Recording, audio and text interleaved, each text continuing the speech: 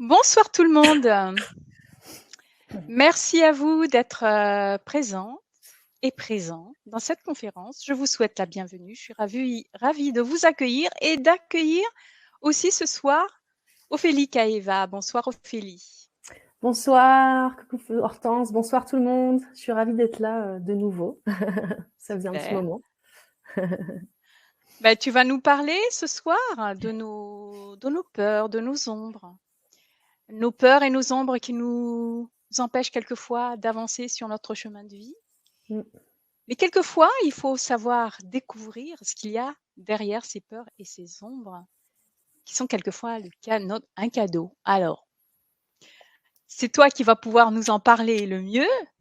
Donc, mais avant de rentrer dans le vif du sujet, donc, est-ce que tu pourrais te présenter donc à nos auditrices et à nos auditeurs? Il y en a qui te connaissent déjà, mais il y en a qui ne te connaissent pas encore. Ouais, présenter, c'est toujours un exercice intéressant et pas que facile. Mais ce que je peux dire, c'est que comme beaucoup, ou comme certains en tout cas, je crois qu'assez jeune, toute petite fille, je me suis sentie un peu décalée, à pas trop trouver ma place dans ce monde-là, et donc avoir beaucoup de peur aussi. Donc c'est un sujet qui me parle beaucoup, cette thématique-là. Et, et, euh, et en grandissant, en fait, c'est marrant parce que là, justement, je pense à cette thématique-là. Moi, j'étais vraiment très enfermée et très timide. Et à un moment, je pense que je me suis un peu identifiée justement à ça, à l'idée de, moi, j'ai peur des autres et je peux pas leur parler. Donc, il y avait des vrais symptômes physiques, hein. Mais du coup, c'est intéressant parce que dans mon parcours, aujourd'hui, quand je dis aux gens que j'avais hyper peur de parler aux autres, personne me croit. Donc c'est assez intéressant et j'aurais jamais imaginé pouvoir parler à plein de gens de face ou par internet. Et du coup, sur tout ce parcours, en fait, à m'être sentie décalée aussi et à avoir plus ces peurs et ces blocages, j'ai vu ce qu'on va voir un peu là, c'est-à-dire le cadeau derrière tout ça, c'est que ça m'a poussée à aller chercher un peu des réponses ailleurs parce que j'avais tellement l'impression que ce monde ne fonctionnait pas d'une façon, en tout cas, où moi j'y trouvais du sens, que j'ai grandi à chercher cette grande vision dont je vais vous parler, en fait, cette vision plus large qui relie à la foi, en fait, vraiment à la foi en la vie, à la foi qu'on est guidé par quelque chose de plus grand. Et je l'ai cherché d'abord dans la religion catholique, parce que j'ai été élevée comme ça, bien qu'on m'ait pas forcé, hein. Moi, j'étais la 4e, donc ils se sont dit, elle, on la force pas au catéchisme. Mais moi, je cherchais Dieu. En tout cas, cette énergie-là, quoi. Je sentais que ça devait exister, quelque chose qui donnait du sens à la vie et qui donnait du sens aux événements justement aussi difficiles. Je l'ai pas trouvé. Enfin, sur le coup, voilà, j'arrivais pas à trouver cette. J'avais l'impression de connaître cette qualité d'énergie à l'intérieur de moi que j'ai pas rencontrée à l'église. Donc après, je suis allée chercher ça en Inde et plutôt dans la spiritualité asiatique, avec des pratiques voilà de méditation qui viennent de l'Inde, mais aussi le Qigong, aussi de Chine. Et puis en dernier lieu, on va dire que depuis quelques années, je marche vraiment cette voie amérindienne qui m'accompagne beaucoup dans ma vie, dans ma vie personnelle et dans mon travail.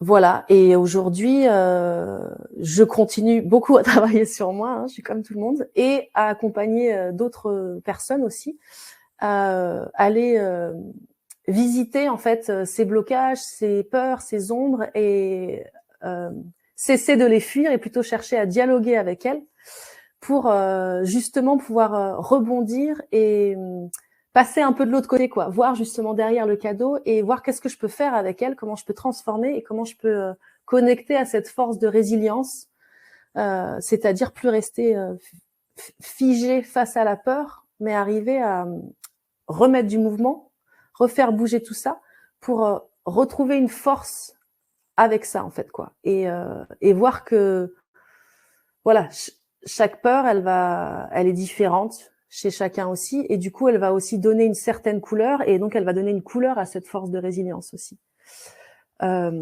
Voilà. Et aujourd'hui, dans mon travail, j'utilise évidemment cette sagesse et ces outils que je rencontre dans ces mondes plus subtils à travers de cette voie chamanique, cette voie amérindienne, et puis tous les outils de l'art-thérapie dont que vous découvrirez plus à travers l'atelier. Voilà, pour faire un peu bref. Du coup, je vais Merci Ophélie. Merci. plaisir. Donc, je te laisse continuer. Voilà, je vais tout de suite enchaîner sur cette thématique. Donc, en fait, je me suis un peu posé la question de quel processus pour sortir de cette espèce d'impasse dans laquelle on peut se sentir complètement victime et enfermé quand on est dans la peur, quand on contacte une peur ou nos ombres, comme j'appelle ça, les ombres, c'est aussi pour moi des schémas qui se reproduisent, en fait, des choses aussi qu'on voit, qui sont réactivées en permanence, qui peuvent être des événements différents, des situations différentes, mais qui vont venir toucher, réactiver une même peur et qui va nous bloquer. Et en fait, c'est intéressant parce que cette thématique, bon, je l'avais pensée en amont, mais je pensais la faire plus tard. Et là, je me suis dit, en fait, c'est vraiment la thématique du moment parce que je pense que pour beaucoup, on est quand même bien chamboulé depuis quelques temps. Et pour ma part, j'ai eu l'impression que là, cette rentrée depuis septembre, c'est vraiment ça a plongé pas mal d'entre nous dans des espaces aussi de profondeur et de visite de nos ombres. Et moi-même, j'ai traversé ça, donc je me suis dit bon, ça peut être une thématique qui peut parler à beaucoup de gens et qui peut être soutenante. Voilà, du coup, la première chose que je disais aussi là, déjà dans la présentation, c'est que il y a toujours du sens derrière une peur. Il y a toujours un message, en fait. Et l'image que j'ai, c'est un peu comme quand on est malade, quand on a une maladie. Et on peut se voir effectivement juste victime. J'ai chopé ce microbe, ou alors j'ai des gros problèmes, j'en sais rien, au niveau des reins. Mais on peut aussi chercher, en fait, la symbolique, c'est-à-dire que mon corps est en train de me dire quelque chose, et qu'est-ce que cet organe il renvoie à quoi, et chercher en fait le lien dans ma vie, et du coup capter que à partir de quelque chose qui est désagréable, en fait, la vie m'envoie un message pour amener mon attention dessus et pouvoir changer quelque chose, en fait, et pouvoir apprendre de ça et changer quelque chose. Donc voilà, ça c'est pour moi c'est la chose quelque part peut-être la plus importante à se rappeler. Et du coup c'est aller comprendre ce mécanisme de la peur, elle vient d'où? Donc en général, une peur, elle vient d'une blessure qu'on a à l'intérieur de nous. Nos blessures, elles viennent de notre passé. Donc il y a des situations qui peuvent être créées dans l'enfance ou dans des vies passées, mais on va dire que schématiquement, en fait, on a été élevé quand on était petit, on nous a transmis des messages, en fait, qui peuvent être limitants. Donc c'est pas pour chacun a fait de son mieux, hein, c'est pas pour incriminer qui que ce soit, mais on a le résultat de ça.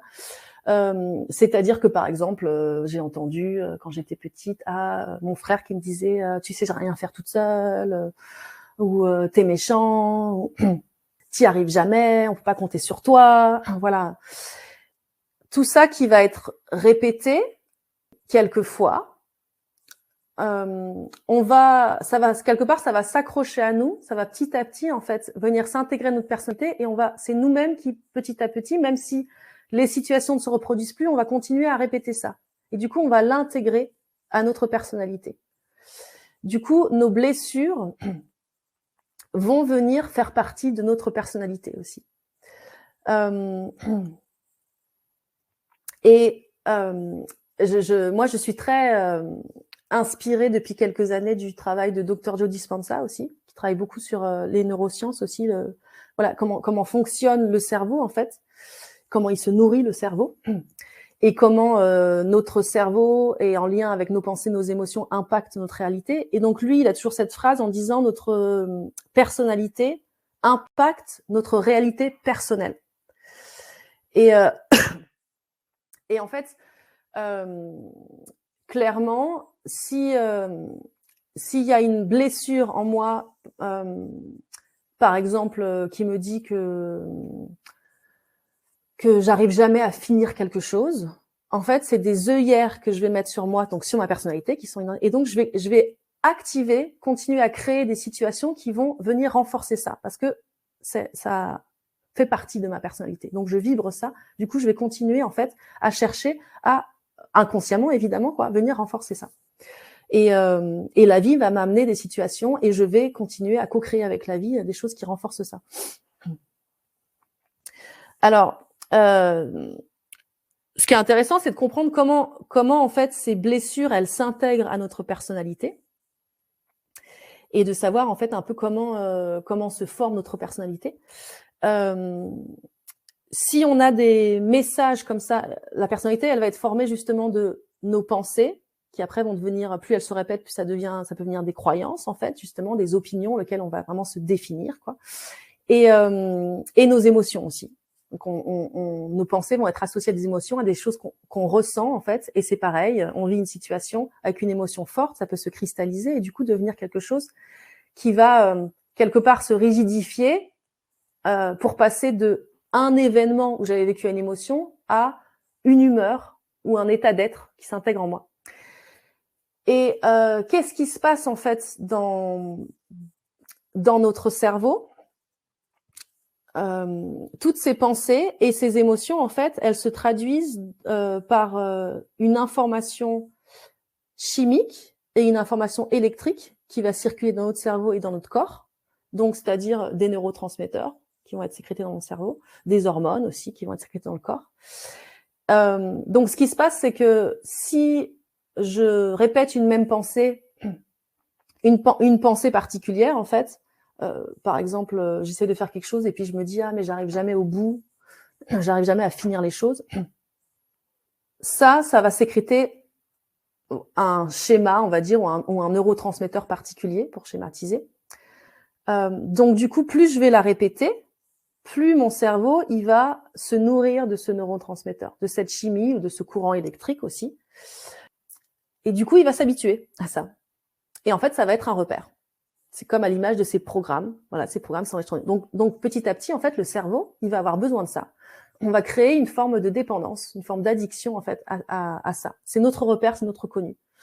Donc, même si c'est des pensées qu'on a pu identifier qui nous font pas du bien, et ben en fait, c'est ça un peu la chose aussi qui peut être, qui va être difficile au début pour pouvoir changer, c'est que tout à l'intérieur de nous va crier, va vouloir qu'on retrouve cette pensée, qu'on la réactive, qu'on revienne dedans, parce qu'en fait, on est habitué à se nourrir de ça. Donc, c'est vraiment à l'image de quelqu'un qui est accro au chocolat ou qui est un fumeur qui veut arrêter de fumer, par exemple. Il a beau avoir conscience que c'est pas bon pour sa santé. À partir du moment où il va chercher à arrêter de fumer ou arrêter de manger du chocolat, en fait, son mental et son corps va tout faire pour l'en empêcher, en fait. Ils vont crier parce qu'en fait, eux, ils sont tellement habitués à avoir ça qu'ils sont pas prêts à lâcher. Et du coup, par exemple, voilà, cette phrase de « Ah oui, bon, un carré, ça va » ou « J'arrête demain » ou... Voilà, il y a toujours un peu cette négociation qui va se faire à l'intérieur. Et en fait, ce qu'on met vraiment en avant, c'est qu'à partir du moment où on décide de changer comme ça un schéma limitant en nous, au début, ça va être désagréable, c'est sûr, voire très douloureux. ça peut dépendre, mais en fait, le prendre justement comme un signe que si je me sens pas bien parce que je fais plus ça, c'est plutôt un signe que j'avance vers quelque chose de nouveau.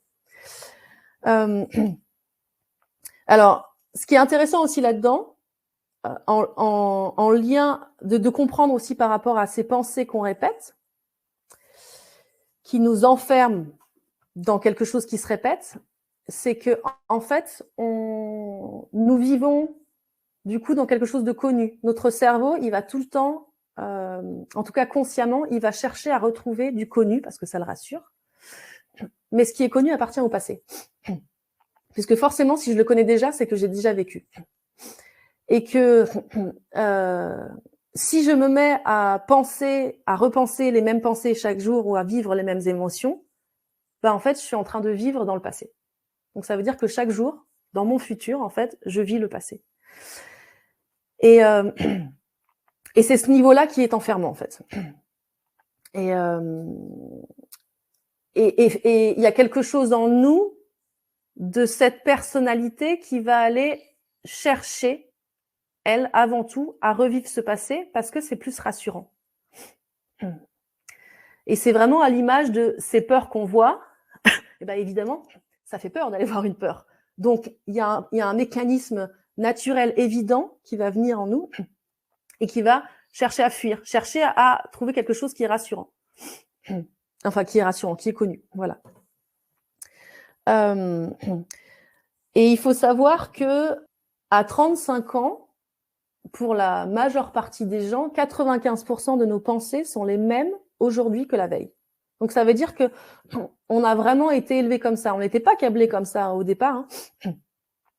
Mais on nous a vraiment éduqués à voir beaucoup de limites, à voir aussi beaucoup de peur. Voilà, tout le monde peut se rappeler de dire ah non, on disait non, fais pas ça, touche pas ça, attention.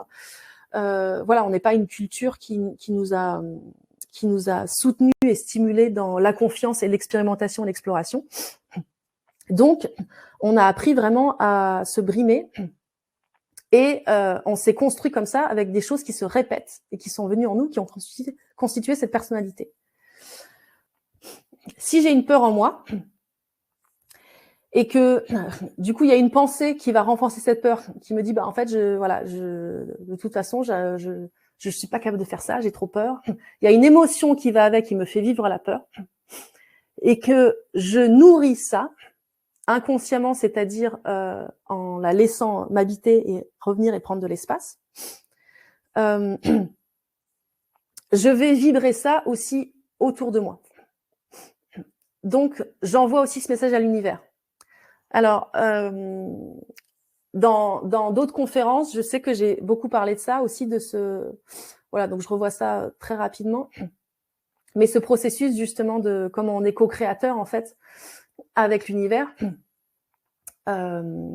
Et comment, en fait, si je pense quelque chose, voilà, comment mes pensées en lien avec mes émotions, si je pense quelque chose très fort en le vibrant aussi comme c'est une réalité, il n'y a pas de différence pour mon cerveau que ce soit imaginé ou que ce soit réel. Donc du coup, en fait, c'est comme si ça existait dans ma réalité. Et comme je vibre ça, j'envoie cette information à l'extérieur de moi et du coup, en fait, tout ce qui vibre en résonance va être attiré à moi. C'est pour ça aussi que dans notre expérience, souvent quand j'ai peur de quelque chose, si on cherche à le fuir, on va continuer à nourrir cette peur. On va la vibrer à l'intérieur de nous. On va croire qu'on va peut-être pas la vivre, mais du coup, en fait, elle va amener des situations à nous qui va la renforcer. Et qui petit à petit, en fait, c'est comme si ça va peut-être pas amener la situation de la peur en elle-même en vrai, mais ça va comme ramener les murs à nous, en fait, quoi. Et limiter de plus en plus notre champ d'expérience. Donner de plus en plus de force à cette peur. Voilà. Est-ce que tu peux prendre une question, enfin, je suppose que c'est une question de Lynn, qui dit du coup, c'est ça l'anxiété et les crises d'angoisse avec des symptômes physiques? Tu peux nous en parler? Oui, alors ce qui est intéressant, c'est que ce qui est hyper intéressant, c'est que à la base, en fait, l'être humain, dans sa dimension aussi animale, on va dire, en fait, il connaît cette énergie de la peur elle est utile, en fait. Parce qu'elle est utile quand il y a un danger qui est réel. Parce qu'il y a des moments, en fait, il y a un danger qui est vraiment là, et en fait, elle va... ce qui va se passer dans notre cerveau, justement, va bloquer, quand on est dans la peur, en fait, ça va bloquer la connexion entre les deux hémisphères. Donc, ça va limiter, en fait, une vision large, ça va la restreindre comme ça, et ça va permettre de prendre une décision très rapide entre soit je réponds à l'événement, je me bats, soit je fuis, en fait. Ou ça peut me paralyser. Voilà, il y a trois réflexes, en fait. Et en fait, la peur vient faire ça, vient bloquer quelque part le cerveau pour être juste dans ces trois réflexes-là, parce qu'il faut agir vite. Donc, elle a une utilité. Sauf que nous, voilà, en lien à ce que je disais, si je crois à quelque chose, que ce soit réel ou imaginé, bah, c'est réel pour moi, en fait. Nous avons activé cette énergie de la peur là où la peur n'existe pas en réalité. Donc, d'où ce que tu disais, l'anxiété, par exemple, où en fait, il n'y a pas un réel danger. C'est moi qui vis le danger. Et donc, c'est en cela aussi qu'il y a toute cette histoire de vivre dans le passé, parce que dans mon passé, pour beaucoup, voilà, les peurs, elles sont liées, ce que je disais, à des blessures du passé. Donc, ça veut dire que dans mon passé, il y a vraiment eu un événement où j'ai eu peur. Il y a vraiment eu un événement réel, en fait, qui a activé ça. Sauf que ça s'est cristallisé en moi, c'est devenu une part de mon identité. Du coup, alors que l'événement n'existe plus dans la matière réelle, moi, je continue à le faire vivre à l'intérieur de moi. Et c'est pour ça qu'il y a vraiment ce lien avec comprendre que je vis dans le passé et oser maintenant lâcher ça pour faire un saut dans le futur, mais ça veut dire lâcher le connu pour aller dans l'inconnu. C'est désagréable, ça aussi, ça active de la peur quelque part, il y a un risque. Et de comprendre aussi ce mécanisme d'addiction, c'est-à-dire que vraiment, j'ai donné ça à manger à mon corps, à mon cerveau depuis plein d'années, même là où ça n'existait plus, je lui ai donné tellement à manger que j'en ai la preuve, puisque je ressens cette anxiété alors qu'il n'y a pas de réel danger. Donc, voilà, je suis vraiment devenue dépendant.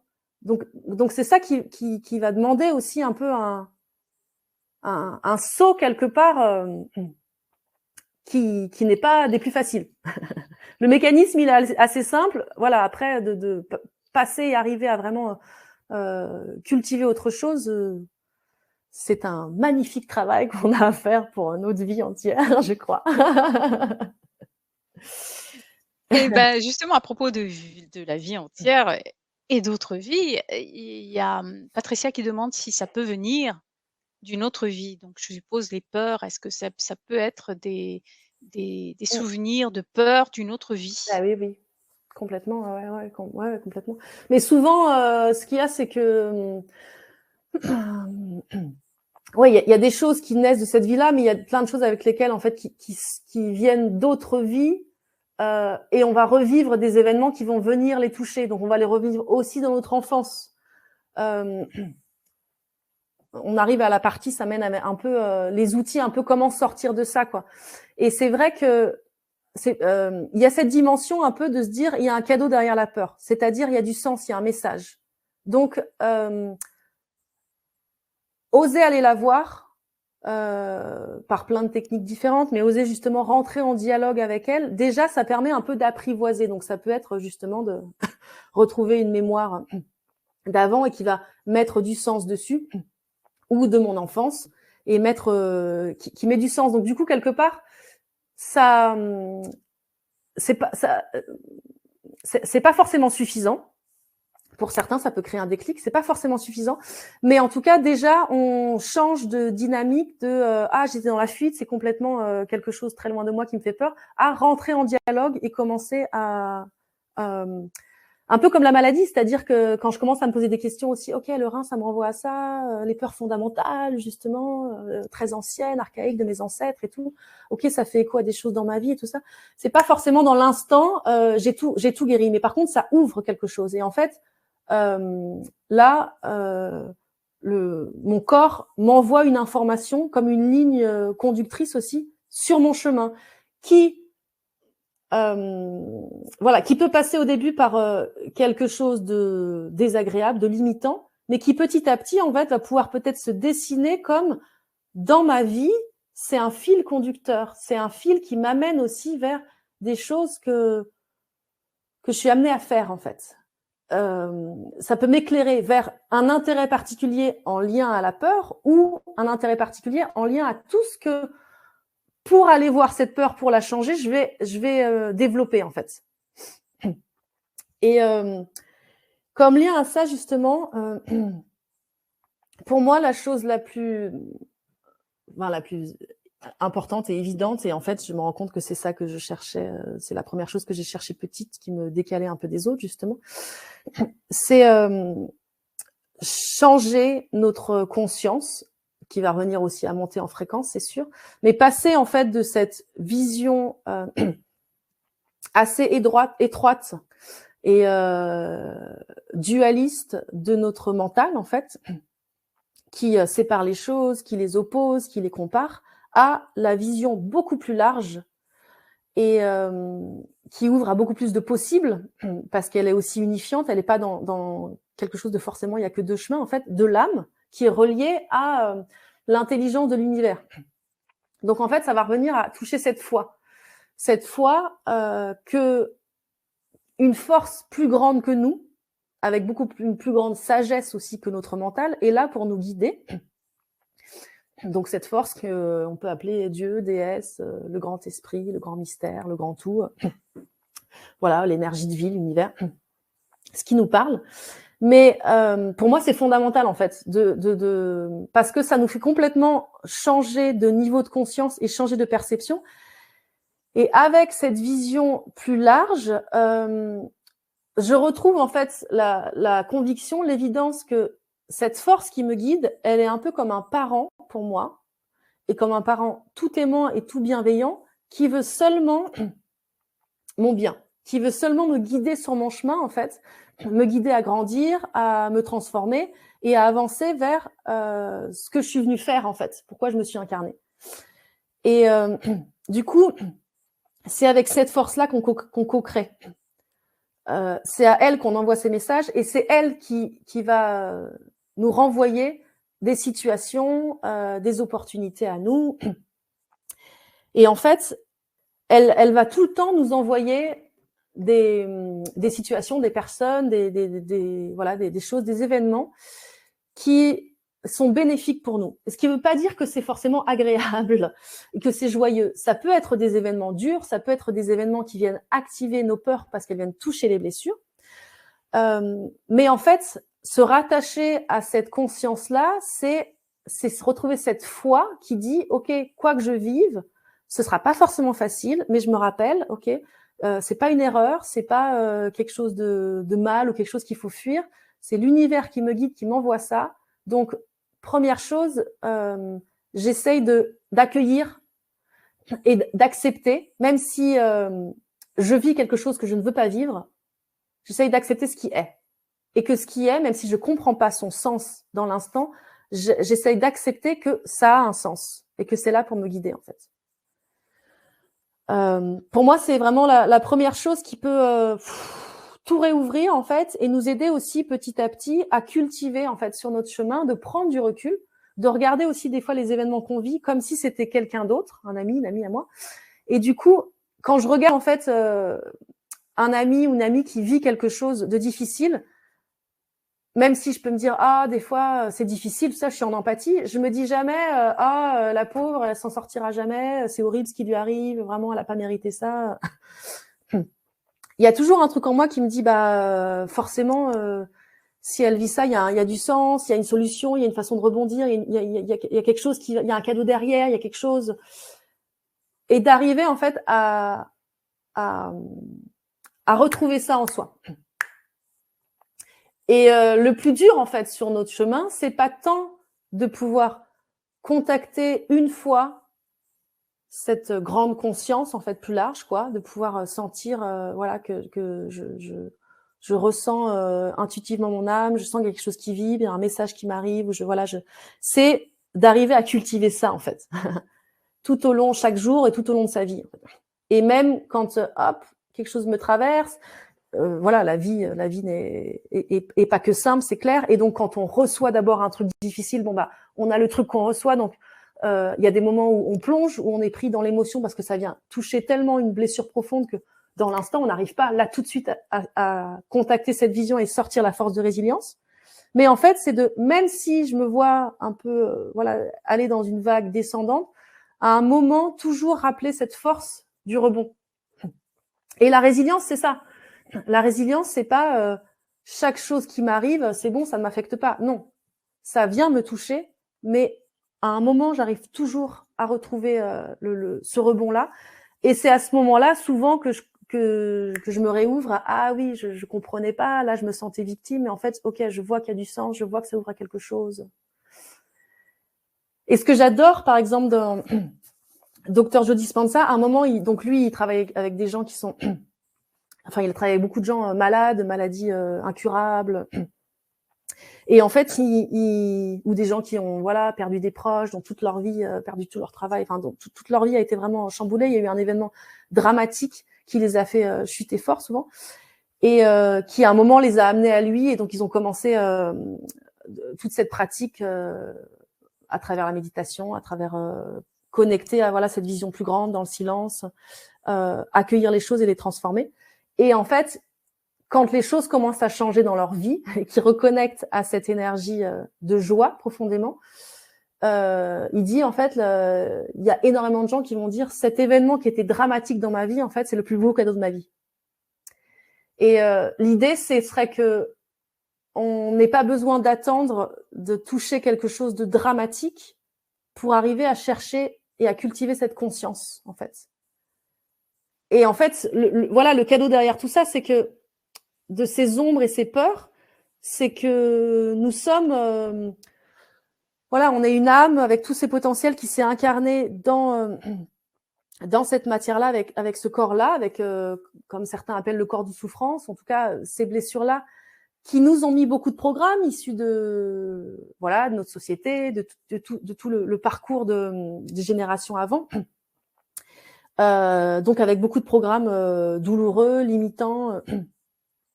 Mais à l'intérieur de nous, en fait, il y a ces mécanismes créateurs, créatifs, de tous ces potentiels en fait infinis, où on peut vraiment avancer vers ce qui vibre en nous, en fait. Et cette terre, c'est un champ d'exploration, en fait. On est venu là aussi pour voyager en nous, voyager sur la terre. Mais ça veut dire, en fait, j'ai quelque chose qui m'intéresse, pas forcément tout de suite je vais arriver à manifester dans la forme que j'ai, mais j'y vais, je la mets dans la matière et je joue avec, et je vois ce qui se passe, en fait. Et on a tous ces potentiels de pouvoir jouer avec la matière, explorer, en fait, et se nourrir de ça. Ce qui va venir bloquer, c'est tous ces programmes à l'intérieur de nous. Mais du coup, en fait, ce que j'essaye de dire là, c'est que ces programmes, comme Jung disait, la maladie, c'est la porte de la guérison, en fait.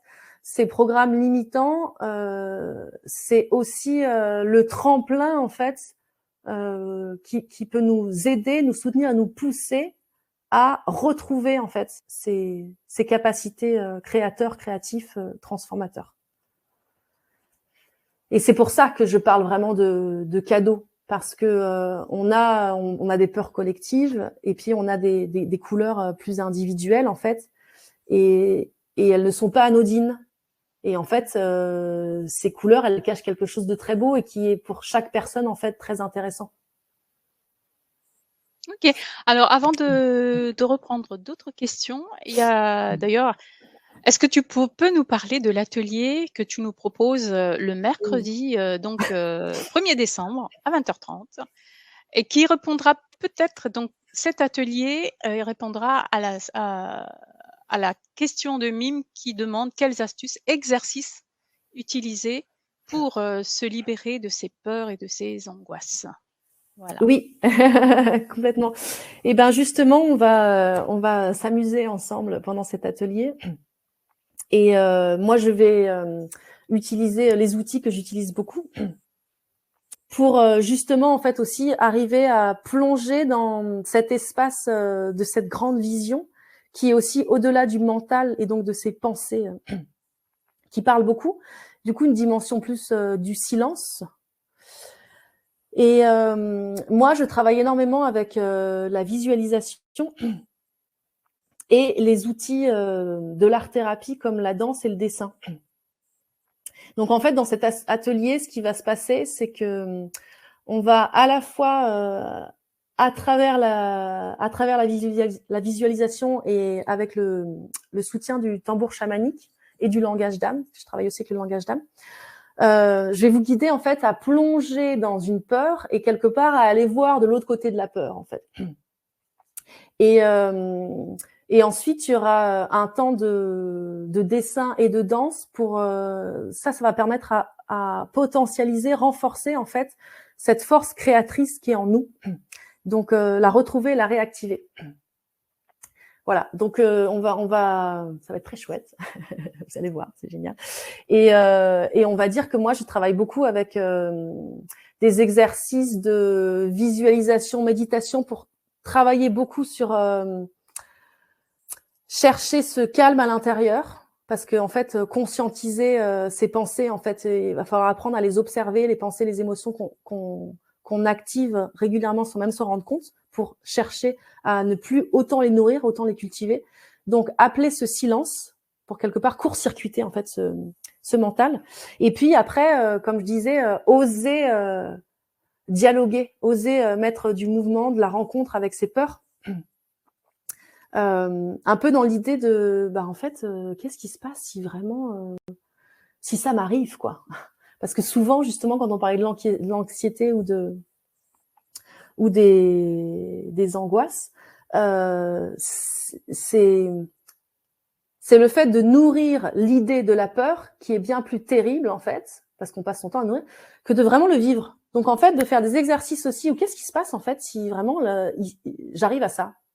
J'en sais rien, moi, perdre ce qui est le plus cher pour moi. Qu'est-ce qui se passe, en fait? Et souvent, en fait, c'est très intéressant parce qu'on connecte à cette énergie de vie que nous, on va potentialiser justement grâce au dessin et à la danse, qui dit toujours, oui, même quand c'est douloureux, on se relève. Il y a tellement une énergie de vie à l'intérieur de nous.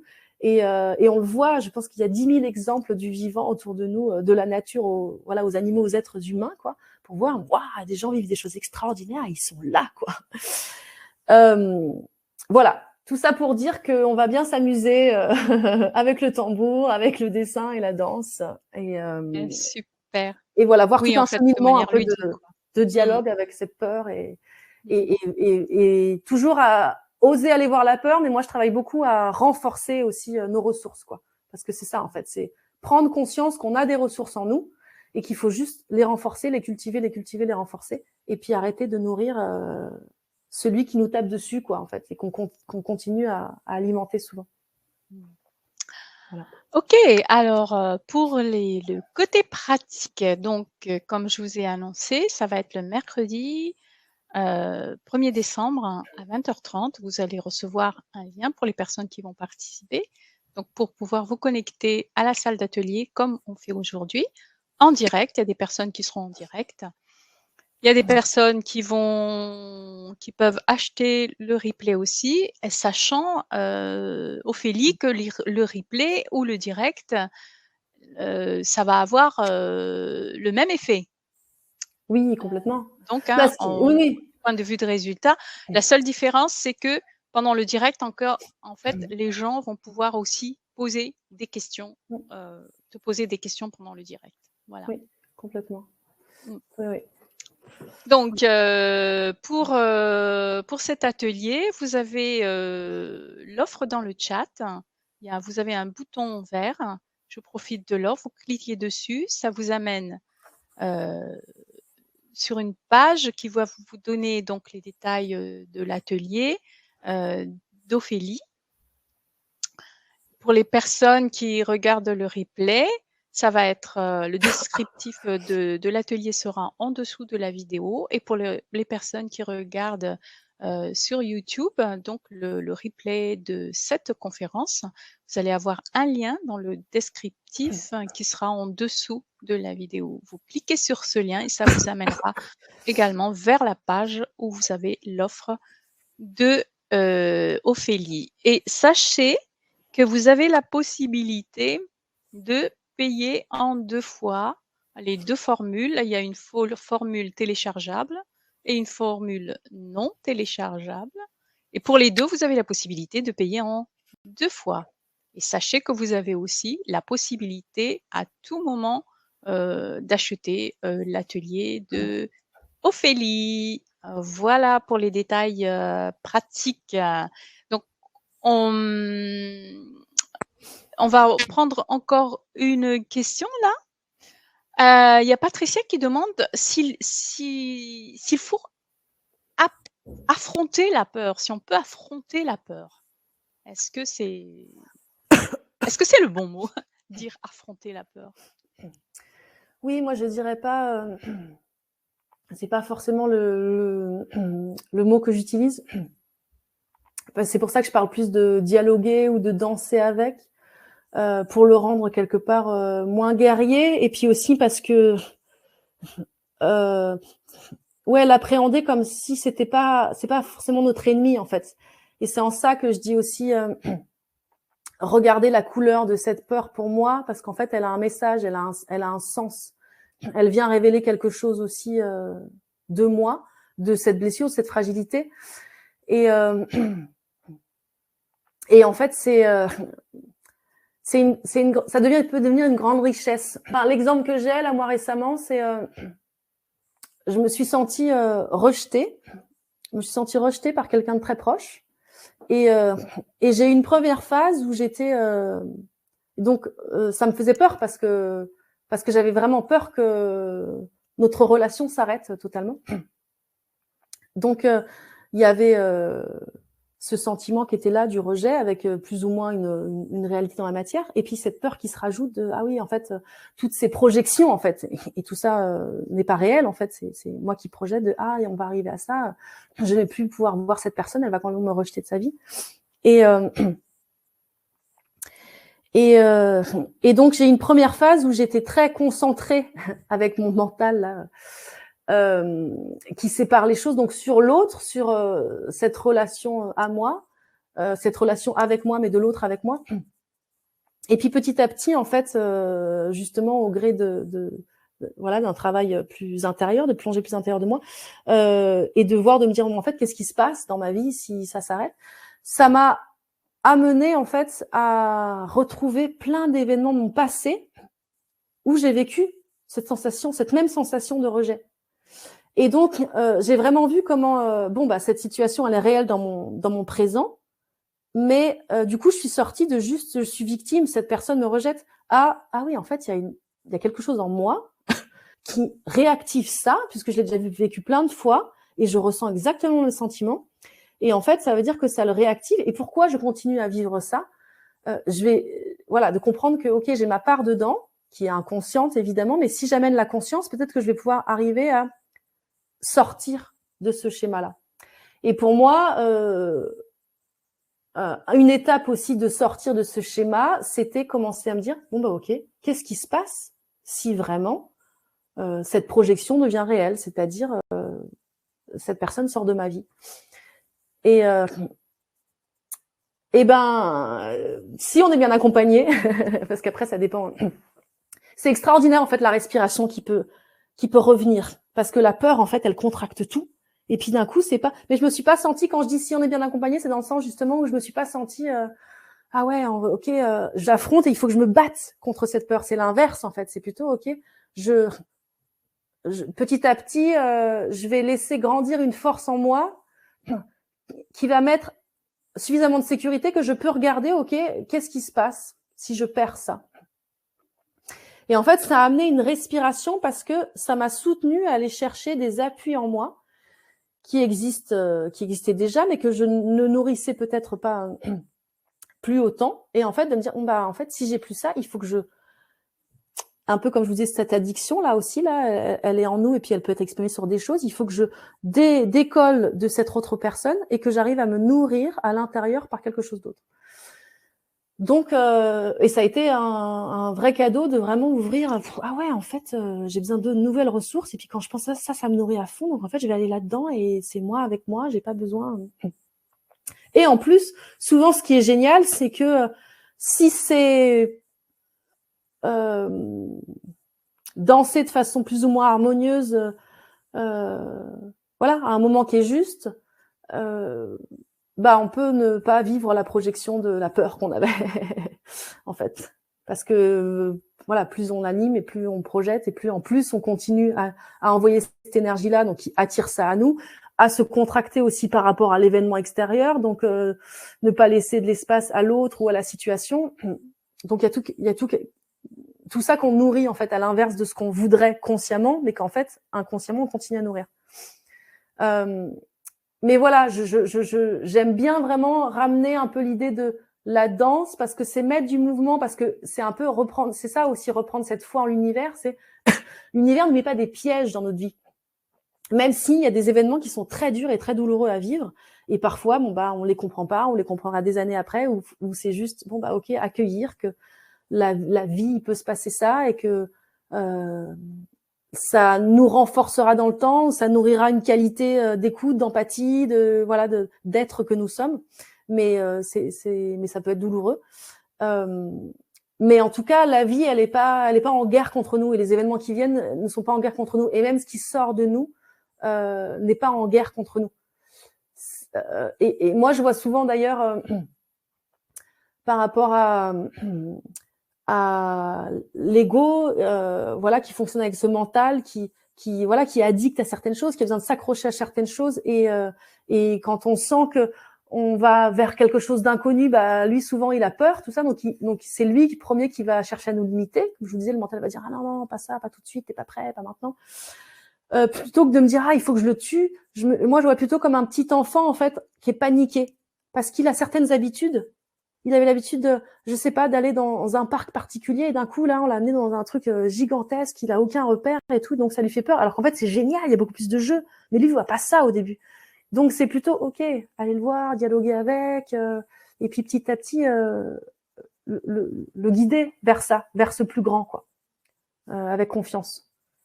Mais pour moi j'ai l'impression que c'est une façon qui ouvre plus de possibles et qui est aussi beaucoup plus agréable, qui peut rendre le processus aussi moins rude quoi, moins violent, et d'appeler aussi de la douceur pour nous.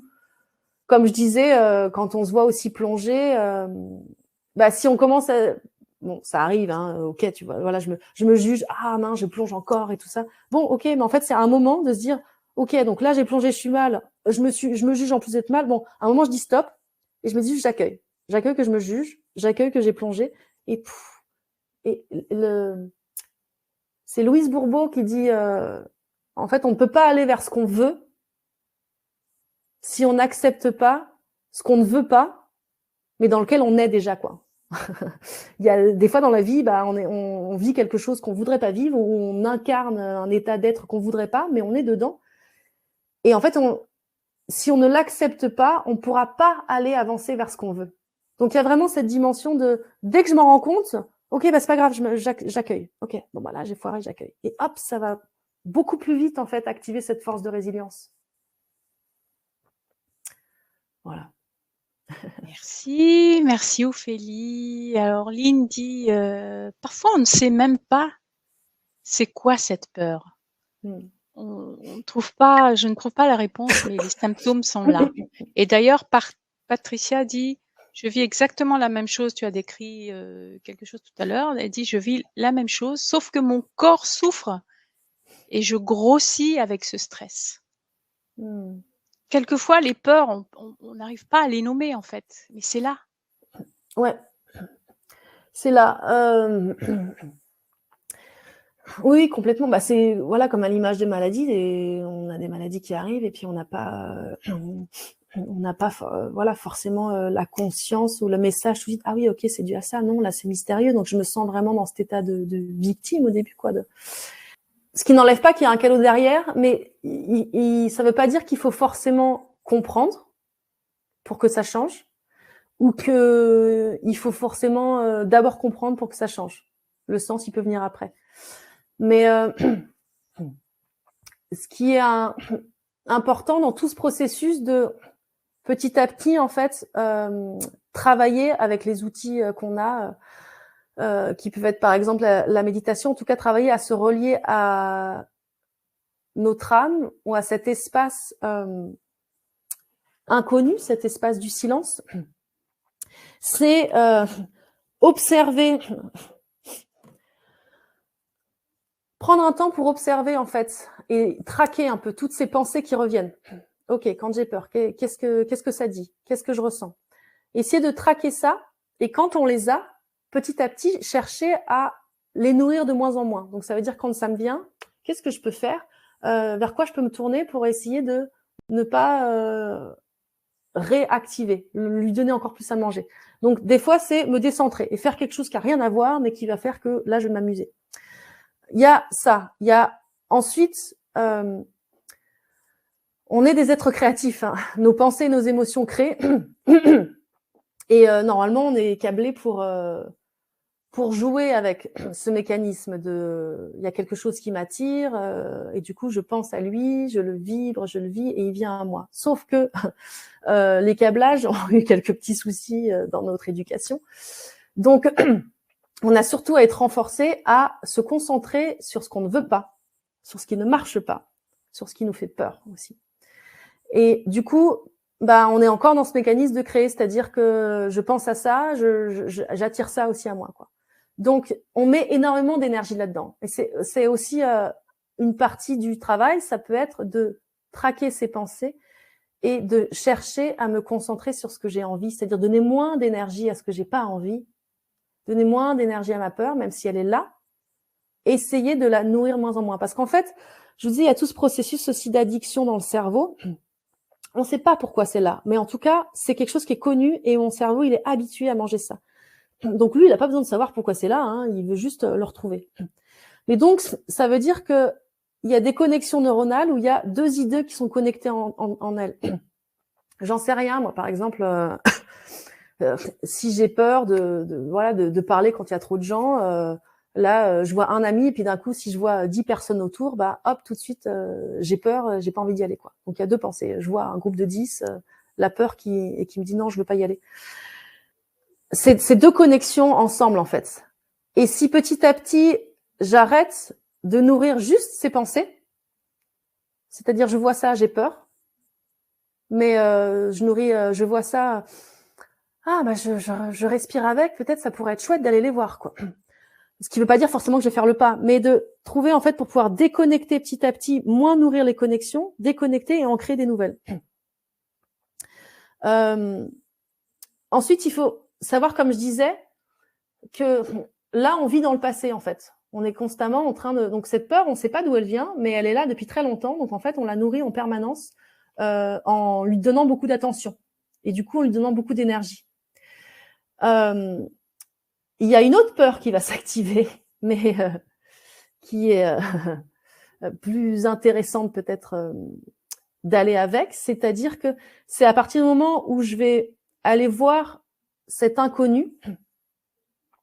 Le passé, c'est le connu. Donc, c'est aussi mes repères. Même si ça m'est désagréable, c'est un repère, donc j'y reviens facilement, quoi. C'est comme un mécanisme. Donc, du coup, si je veux changer mon futur et donc, en réalité, aller vraiment dans le futur, dans quelque chose qui serait différent du passé, ça me demande d'aller voir l'inconnu. Et l'inconnu, en fait, même quand on y pense, sa définition, puisqu'on ne sait pas ce que c'est, ça veut dire qu'il y a plein de possibles, en fait. Il y a plein de nouveaux dedans. Et ça fait peur aussi. Ça fait peur parce que, pas pour les mêmes raisons, ça fait peur parce que ça arrête de nourrir ces neurotransmetteurs, cette addiction. Ça fait peur parce que ça me dit je connais pas donc j'ai peur. Mais en fait, c'est juste parce que c'est une addiction, parce que pourquoi on devrait avoir peur de ce qu'on connaît pas, en fait?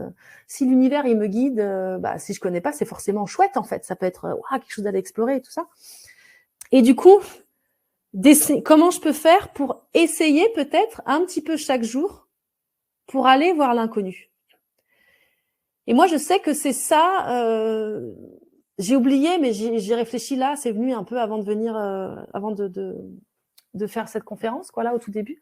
Moi, j'avais une énorme timidité de parler, quoi. J'étais toute rouge tout le temps. Voilà, dès qu'il fallait parler, qu'il y avait plus d'une personne, c'était une catastrophe. Ou même une personne qui me demande des fois un avis si j'étais pas préparée à l'avance, c'était une catastrophe. Et je me rappelle que un jour, j'avais déjà fait quelques efforts quand même, mais un jour, on m'avait dit que dans les philosophies asiatiques, ils n'ont pas ce concept de personnalité qui définit les gens et qui les limite.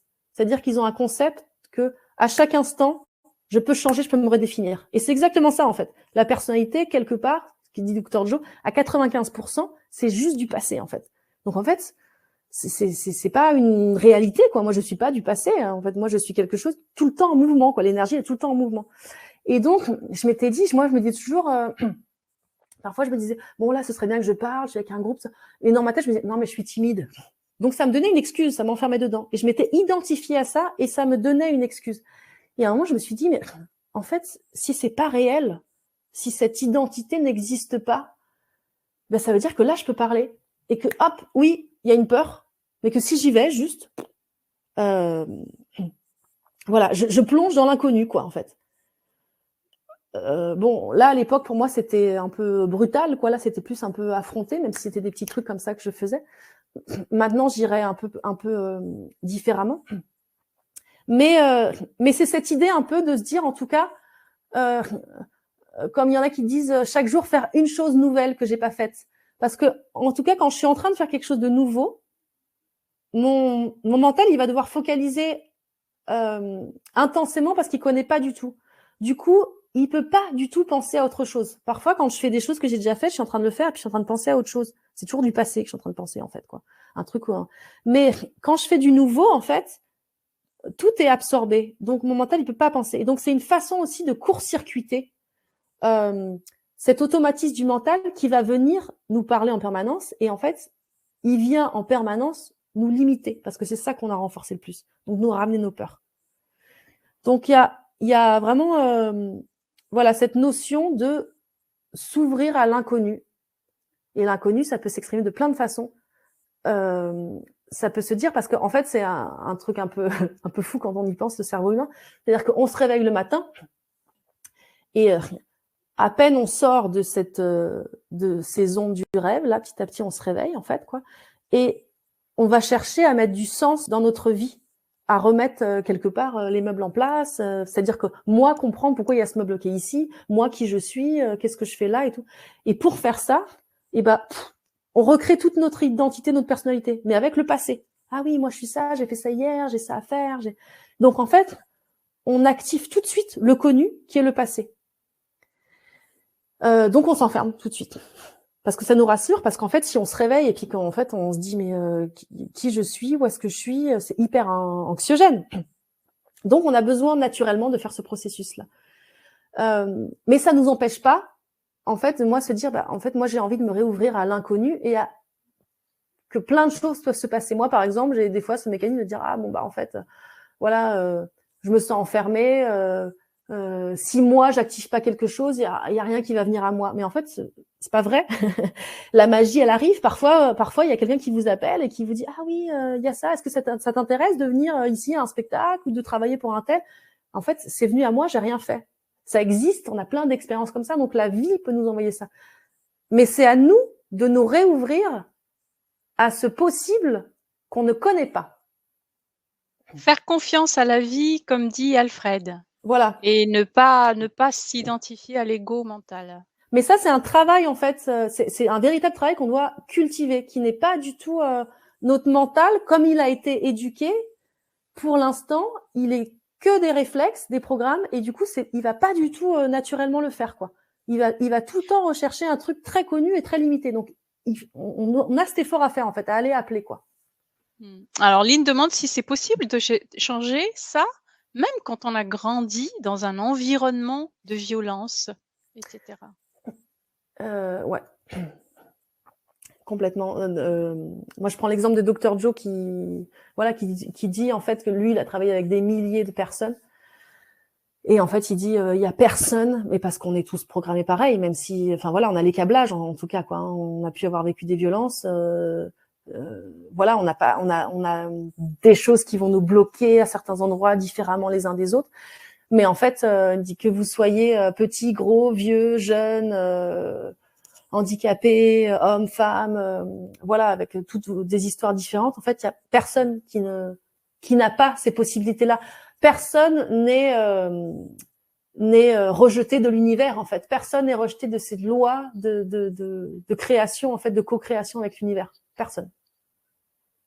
Voilà. Après, c'est notre chemin et c'est aussi c'est pour ça que je disais aussi, les peurs viennent des blessures et les blessures, elles font mal, mais en fait, elles vont aussi nous donner des couleurs sur notre chemin et c'est aussi nos cadeaux, nos potentiels, elles vont. C'est parce que j'ai été violentée que je vais m'intéresser à certaines choses ou que je vais avoir des façons de rencontrer les autres, voilà, qui vont dégager certaines choses en fait, quoi. Et petit à petit, ça peut être tourné en qualité en fait. Je veux dire, il y a des choses qui sont très difficiles et qui prennent beaucoup de travail, de soutien, du temps, voilà, d'avoir des thérapeutes autour pour être vraiment transformé et toucher cette résilience. Mais c'est voilà cette force de résilience. Boris Cyrulnik, il a dit aussi, personne n'est exclu de ça en fait. Elle existe chez chacun. C'est l'énergie du vivant. Si on est né sur Terre, c'est qu'on a cette énergie du vivant en nous. Après, je dis pas que c'est forcément facile, quoi, en claquant des doigts que tout se met. Ok. Alors j'ai mis dans le chat un lien pour pouvoir participer à l'atelier d'Ophélie. Et je rappelle que c'est donc le mercredi 1er décembre à 20h30. Et donc s'il s'agit d'un atelier qui mélange les outils de l'art-thérapie, le soin au son du langage d'âme, le langage d'âme que connaît bien Ophélie. Et donc, ce qui sera aussi, donc on sera soutenu aussi par le tambour, le son du tambour chamanique. Alors c'est très important pour l'atelier. Il faudra, puisque on va faire de l'art-thérapie, il faudra vous penser à vous munir de feuilles, de pastels, de crayons pour les ateliers. Donc pour l'atelier, conseillez aussi d'utiliser des feuilles blanches de format A3 pour avoir suffisamment d'espace pour dessiner, pour mettre des choses dessus sur ces feuilles, et aussi rassembler donc quelques feutres ou stylos pour les temps d'écriture. Donc pendant l'atelier, Ophélie œuvre avec le langage d'âme lors de ses soins, donc elle laissera exprimer celui-ci au cours de l'atelier à certains moments. Il ne faudra pas être surpris d'entendre Ophélie parler de ce langage d'âme qui parle à notre âme justement, mais pas du tout à notre mental. Voilà. Ouais. Et puis aussi d'imaginer un espace où vous êtes tranquille et vous avez un petit peu de place pour bouger. C'est pas forcément énormément, mais comme là, j'ai bien envie d'explorer aussi les dessins dans le mouvement. Voilà, que vous soyez certainement seul parce que c'est quand même plus facile quand on n'est pas regardé. Et puis d'avoir une petite pièce où on peut bouger un peu. Voilà. Et croyez-moi, on voyagera avec Ophélie, avec le tambour et le langage de l'âme, le langage d'âme. Voilà. Donc, écoutez, si tout cela vous dit, si ça vous appelle, venez participer avec nous à cet atelier. Donc, pour voyager avec son âme, ce sera donc le mercredi 1er décembre à 20h30. Vous aurez bien sûr accès à cet atelier à vie, comme on dit, donc un accès illimité dans votre espace privé. Vous aurez donc tous les détails de l'offre d'atelier d'Ophélie en dessous de la vidéo du replay. Et pour celles qui regardent sur YouTube, vous avez un descriptif en dessous de la vidéo avec un lien sur lequel vous pouvez cliquer pour accéder à l'offre d'Ophélie. Voilà tous les détails. Donc, Patricia a dit merci beaucoup Ophélie. Merci, c'est très intéressant, dit Lynn. Je veux rebondir sur quelque chose parce que je vois aussi, enfin, je revois le message de Lynn qui parle, même si on a grandi dans un environnement de violence, et Alfred qui dit, sauf les malades mentaux. Sauf les malades mentaux et les autistes. Donc, je sais pas en quoi c'est lié à ça, mais en fait, ça me fait rebondir que moi, j'adore les autistes. Je travaille aussi avec des personnes autistes, et en fait, j'allais dire de cet esprit assez extraordinaire. Et en fait, ces êtres-là aussi viennent pour une raison bien particulière aussi, pour le collectif, quoi, pour eux-mêmes, ceux qui les entourent, et puis pour voilà apporter certaines fréquences aussi et nous aider à nous relier à nos âmes. Et du coup, ce que je veux dire par là, c'est que quand on pense aux autistes, par exemple, on peut penser justement à une vie difficile, quoi, enfermée aussi. c'est compliqué d'imaginer une forme d'autonomie et au milieu de ça, qui est une réalité, le fait qu'ils soient autistes leur donne une qualité bien particulière, et notamment d'être très accablés là-haut, quoi, pour certains. Et du coup, ce qu'on pourrait imaginer comme quelque chose d'un handicap ou d'une délimitation chez eux, leur donne cette couleur, en fait, qui est ce cadeau, en fait, pour l'humanité.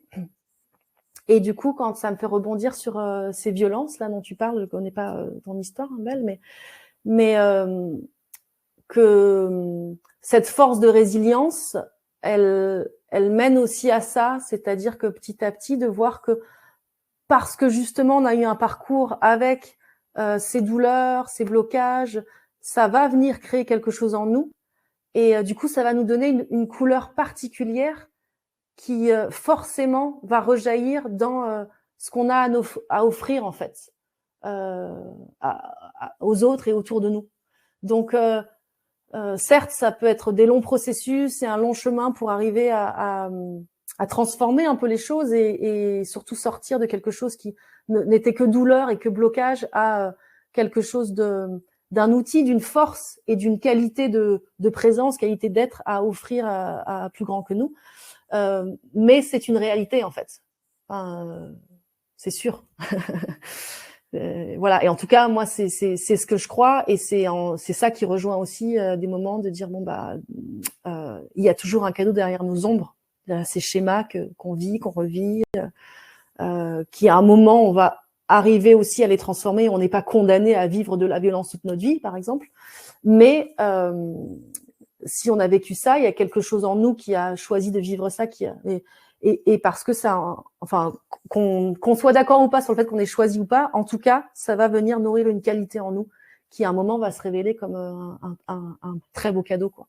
Ce sera le mot de la fin, de dire que c'est vraiment un cadeau, considérer que ces peurs et ces ombres sont des cadeaux. Et donc, si tu as quelque chose d'autre à dire à part ça, quel serait le mot de la fin, en fait? De vraiment cultiver cette foi. Moi, dans ma formation d'art-thérapie, il disait toujours trust the process, ayez confiance dans le processus, en fait. Et c'était ce processus qu'on apprenait en art-thérapie, mais en fait, c'est le processus de la vie aussi, quoi.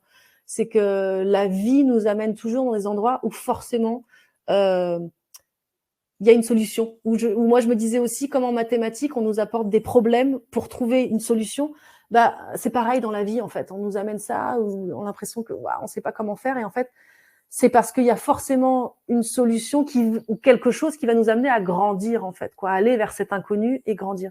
Donc, vraiment, tout le temps revenir à la foi, à la confiance, Oui. cultiver ça, l'appeler, parce qu'on sait que c'est pas forcément toujours évident, mais l'appeler, la réappeler, la récultiver pour que ça grandisse en nous, quoi. Voilà. Merci Ophélie.